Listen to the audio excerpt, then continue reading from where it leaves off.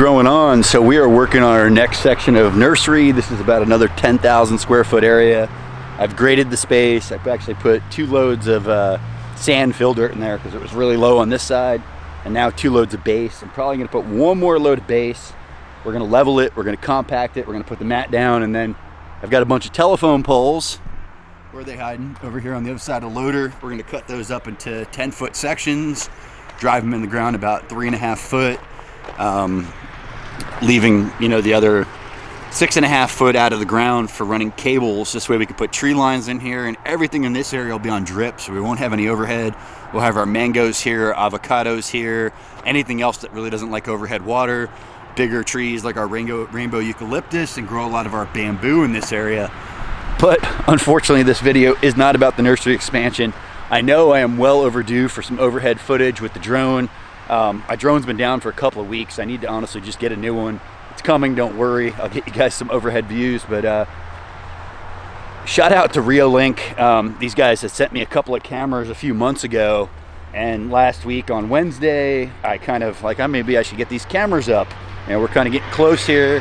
I am starting to lock gates. I'm starting to leave equipment here. So I finally got one of the cameras up Friday. This one's really awesome. It works off my cell phone. Anytime anybody comes into the zone, there's actually a little alarm that goes off. I have it shut off right now because it was getting annoying. It has 2 cameras, and it really covers the equipment well. We try to keep most of our valuable stuff over here locked up in the trailer. I have chains through the rims on the other side and put the loaders behind the doors.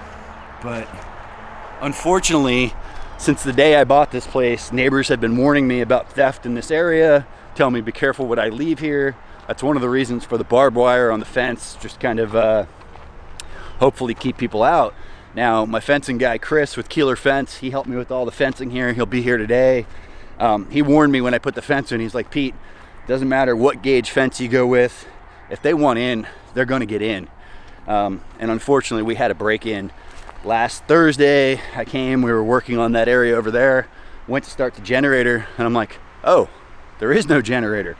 Kind of sad. I had 2 generators over here. I had a Generac 8000. It was just starting to act up on me, and I had a Predator 9000 that I just bought the Friday prior to having the break-in that's also gone. So both my generators were over here in this area, and unfortunately, I don't have my old generators anymore. I tried 2 or 3 different generators to run this. I had a friend that had a diesel generator that you tow with lights.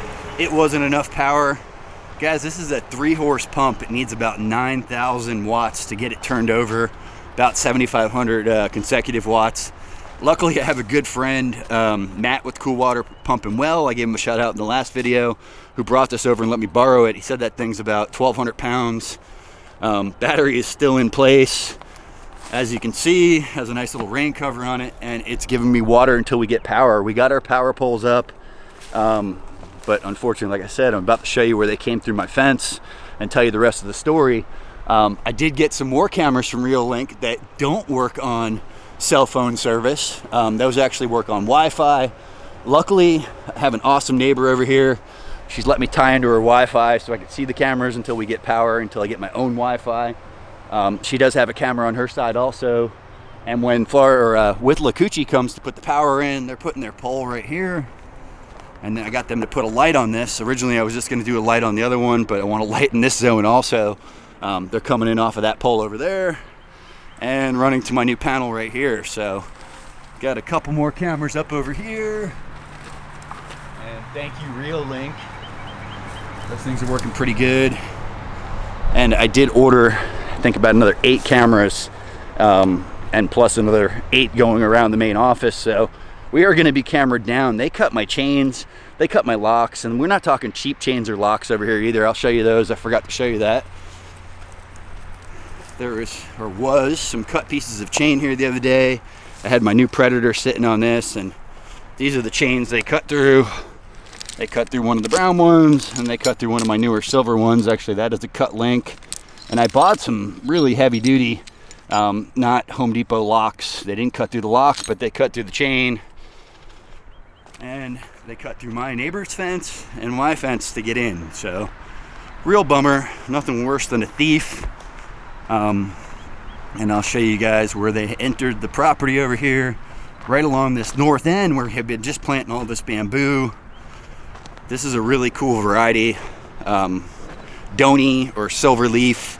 Probably one of the prettiest varieties I have on my farm, not commonly available, that we planted along this whole north line, except for under the power lines. I did put some dwarf fernleaf, but here it is. Unfortunately, this is where they came in. They cut the other fence over there. And the craziest part of this whole story is, when I first got here, I thought it was somebody that maybe had a key. When I called the police, it was about 8 a.m. I left for a consultation about 9:15. I called Ryan, he's here working on site, and I'm like, hey, we really need to check the fences. We need to make sure there wasn't another way they got in. We got to figure out where this went. Ryan came over, found that hole. I was like, look around a little bit. Every neighbor I talked to kind of had a suspect down at the end of the road over here. Long story short, and this was the sad part, we followed tracks to the other side of the road into the woods and followed those tracks for about a half a mile all the way into somebody's backyard. Meanwhile, I'm calling the cops again, telling them, now I have a suspect, I have tracks, I have evidence. We waited until a little after 3 o'clock until Pasco County Sheriff got here finally. Showed them the tracks. Actually, you can see some of those tracks right here. These things aren't light. The Generac was maybe 150. The Predator was about 200 pounds. These guys dragged these things a half a mile to their house. So I thought it was a done deal. So I'm out in the backyard. They were literally scrapping metal, stripping wire when we ran into them. I staked out the house. Ryan staked out the house.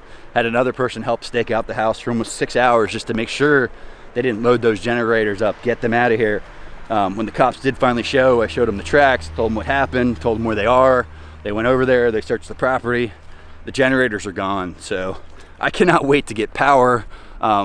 Considering doing some other things out here. Actually, I have done some other things out here. I'm not going to talk about them yet. Just kind of other forms of hopefully catching them here in the future, because that is my goal, to catch and prosecute. I don't like a thief. It's definitely not cool. It's been a bad feeling in my stomach here for the last week, so haven't been too happy about that. We don't have anything set up here yet. I don't have all of my equipment here. I don't have all the plants here. We're just trying to get going, so getting hit like this in the early stages can definitely kind of slow your roll a little bit. It's quite upsetting, to say the least, but I guess I feel better knowing where they are. I just would have loved to have caught them, and I'm going to catch them in the future, so stay tuned. We had a break-in. Thieves are the worst. There is just a bad population of bad people in this area. Most of them have drug problems, which if you have a drug problem, that's your problem, but just don't steal from people, especially the working man out here trying to make a living. So it's brings you down a little bit, but I'm not going to let stupid stuff like that kind of ruin everything. So we will have power in 2 weeks. Shout out to Matt. Let me borrow the well again, man. He has been there for me so many times, from here to my house. Let me borrow entrenchers. One thing after another. He's been a great guy. Shout out to Chris with Keeler Fencing. Maybe I'll get some footage of them fixing the fence today. They should be here in a little bit. He's been awesome. Good friend of mine. Known him since high school. If you guys need field fence, barbed wire, gates, whatever it may be, Chris is the man. Really good, really reliable, and very honest. So I wish I could say pound dirt, and I hope you guys enjoyed this video. This has been not the type of thing I want to share with you guys, but it is 2023. You do need to get out there and start a garden. You do need to get out there and start a food forest. I don't think these guys are stealing plants. I think they want the copper. I think they want the brass, the precious metals, the quick stuff, batteries, and so on. So that was what was taken from us. Guys, get out there and start a garden. Pound some dirt.